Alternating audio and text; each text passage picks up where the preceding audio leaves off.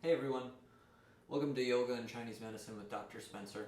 I'm Dr. Spencer, and this video is to focus on fundamental exercises to get the body more comfortable with adapting a seated posture. A cross-legged seated posture is foundational for the practice of breathwork and meditation. These days, with spending a lot of time in chairs and not often having to sit on the floor for an extended period of time, many people lack the range of motion and strength in the appropriate areas to maintain the posture. So that's what we're going to focus on right now. The main thing I would suggest perhaps is a little cushion that can be particularly helpful to stabilize the pelvis within a couple of these postures. So we'll get started. You're going to want to have your legs straight in front of you. And with your legs straight in front of you, cross one leg up over the other. And you're going to focus on the ankle, holding the toes, holding the heel. You're going to rotate your ankle with your hands. Just going for about 10 times or so. And then going the other direction. You're really only using your hands and arms to turn your ankle. The musculature from your knee down, really your entire leg, is not contributing at all. Once you've done your 10, straighten it out, switch legs, grab the foot and heel. Again, don't use your leg to help.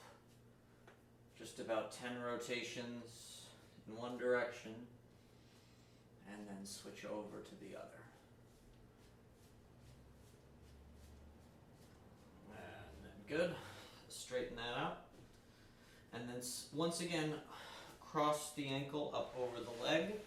Now, if you're pretty comfortable, it might go quite high up towards your hip. If not, it might just barely get above the knee and the knee be kind of high. That's okay. Use one hand to support that foot, the other on the knee, and then gently provide some pressure into the knee, guiding it towards the floor. You'll likely feel this within that hip of that bent leg. It's just where you want to feel it. What I'd like you to try and do is to focus on the movement of the hip. As I was talking, I caught myself doing this with my spine. I don't suggest you do that. That's not particularly helpful.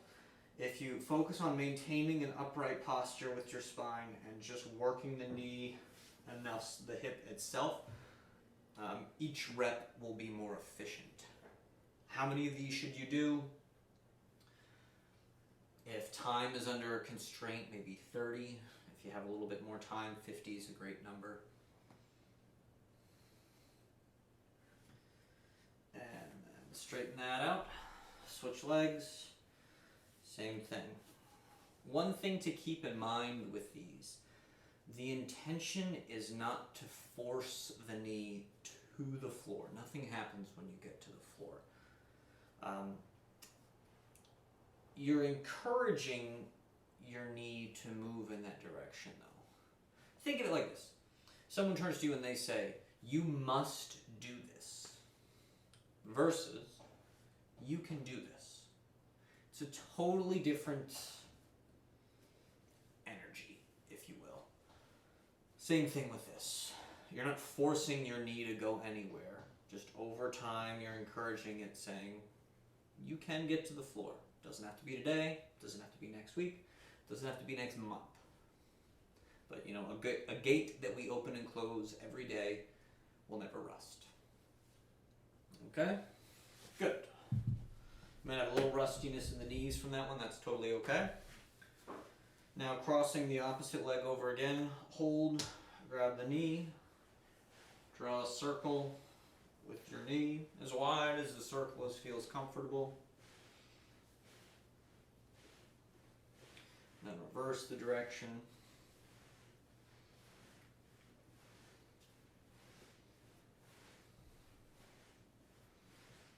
Good. And then let that go. Bring on the other leg. Circle.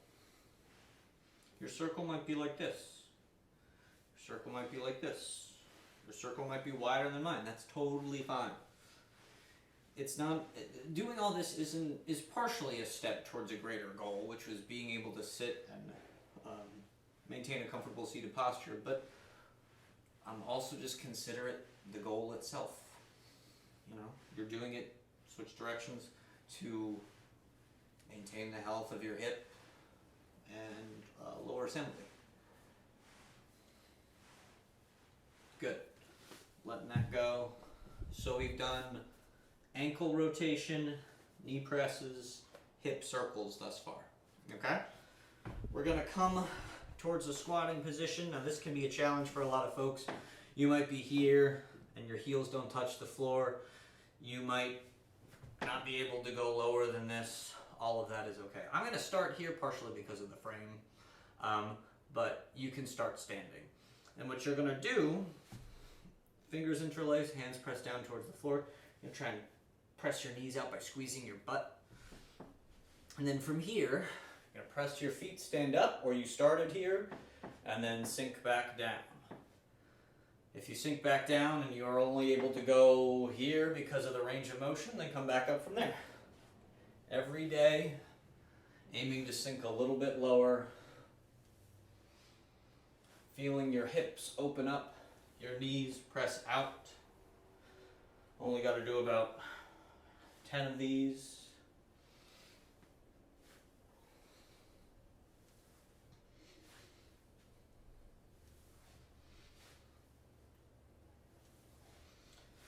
And let's say one more. Now from here, what we're going to do is we're going to do what's called a crow walk. This isn't walking on your hands whilst also in crow pose. This is an opportunity to work on the internal rotation of the hip. So, hands are on the knees. That might challenge the balance. You can shift up onto the balls of your foot. In many ways, I encourage you to kind of do both, heels up and heels down. Let's start with heels up, hands on the knee. Moving from the hip, drop that knee down towards the floor, back up, down, and back up. Along with feeling it in your ankle and your calf, you'll feel something in your hip, maybe along the outside of the thigh. That's great. If you've done about 5 with each leg, maybe drop your heels down and then do 5 like that. Again, really thinking on how you can feel the hip rotate inward.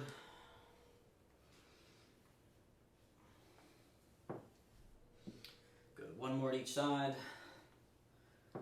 Excellent. And then straighten the legs out. Maybe give them a little shake. Okay. So, along with the lower body being loose, open, the core and your back needs to be relatively strong. So this is basically we're gonna churn a big bowl of soup, a really big bowl of soup. Okay, your legs are gonna be straight out in front of you, toes pulled back. Grasp your hands together, reach them forward, hold them forward. Whatever your range of motion allows here, I'm going to do a bigger circle. Do as big of a circle as you can without it causing any pain. Okay? Forward, holding onto a big spoon. Rotate that spoon in a nice big circle. Really focus on the area between your lower ribs and your pelvis, focusing on essentially your tummy and your low back.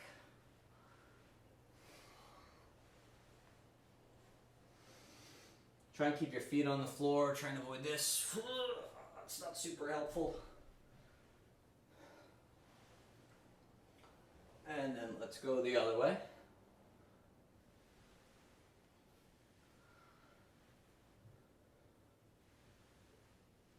Going about 10 times, give or take. Remember with all of these are meant to be done every day. So you might be like, oh, I can do more. That's fine, you can do more, but it's more important to do a little bit with consistency than to do a lot every once in a while. Last one. Good. So now with that, we're going to take our legs a little bit wider. And then from here, we're going to start to point my feet at you like that. What we're going to do is we're going to work on the range of motion of our back. And simply by getting into this posture, go work on your hips and thighs. These are secondary. If you're back like this, you know, your low back is rounded, this is where this comes in. You can slide it underneath your bum. That will give you a little bit more room to work with, okay? Since I'm here, I'm gonna do it like this. You're gonna take your arms out to the side. Inhale, exhale, rotate the hand towards the opposite foot. Inhale back up. Exhale, other way. Back and forth.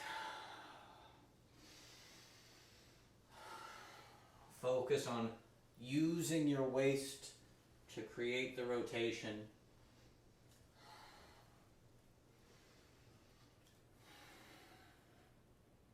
So when you're here, you might be like, well, where am I supposed to feel this? People are going to feel this in different spaces depending on what they've got going on. You know, if we've got Billy Joe and Bobby Sue, two young lovers with nothing better to do, they, Billy Joe might feel it in his thighs or his hips. And Bobby Sue, she might feel it more so in her back. That's A-okay. So with each of these, in terms of counting, once you touch each foot one time, so one, we'll call that one round. And you want to aim for about 20.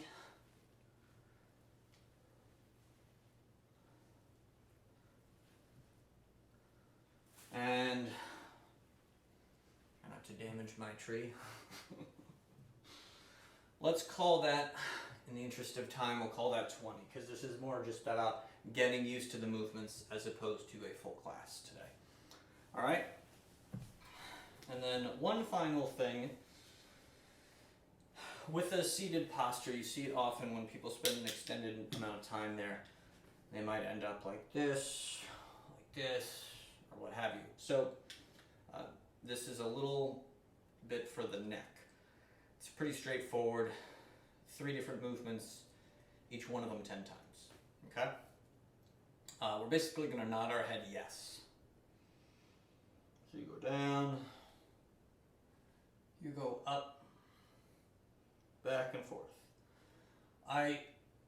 If you feel it really specifically on one spot, then I would suggest you think about lengthening your neck as well. So as you go forward, almost envision the top of your head is reaching forward. When you go up, almost think about your chin and throat is lifting up towards the sky. That should make it feel like there's more sensation in multiple spots or a whole region as opposed to a single kind of pinpoint. That's preferable. If that doesn't help, then make your movements a little smaller to where everything feels a little bit more diffuse as opposed to very exacting. Okay? Let's call that 10. Again, mostly focused on instruction. We're going to have a whole video of, there's less instruction. I don't talk quite as much. Just call out what we're going to do. We do it for the number of repetitions and then move on to the next exercise. And you should get a sense of how long it takes, how slow you should do them. But that's another video. I'm getting off track. Second movement, ear towards the shoulder. Okay? So dropping the ear towards one shoulder and then towards the other. There's no need to make this a big movement.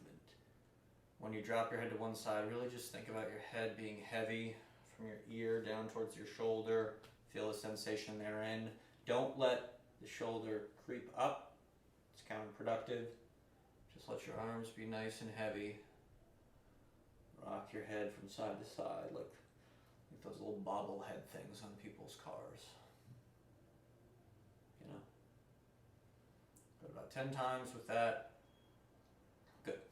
And then the last one is going to be a circle with your head. So if you have a pencil or a pen at the top and you're drawing a circle with the top of your head, excuse me, you're going to go head forward to start, round, up and back, cross, and down. That's 1. So you'd go 10 times in this direction. For the sake of discussion, we'll just move to the other side.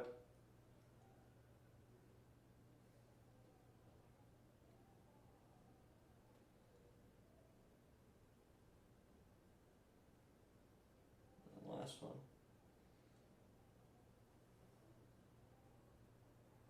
Good. So those are a series of different exercises, movements to get the body to comfortably adopt a seated position. You can do them every day. There's obviously plenty of yoga postures and other asanas that are much more rigorous, that do a lot more. But you know, if you're under time constraints or what have you, just a couple reps of all of those just to grease the hinges, so to speak, can be super helpful if your main intention of your practice is to sit and to breathe, or sit and meditate, or what have you. Okay, so that's our kind of pre-meditative exercise portion. Feel free to return to these as much as possible to get yourself used to them and get some sense of instruction of how you're supposed to do it. There will come a time where you'll just know these like the back of your hand and you won't need this video. When that occurs, congratulations, very good, and then we'll be on to the next stuff. All right, and remember, these practices are just here to remind you that your soul is whole and complete, just as it is. Okay, see you next time.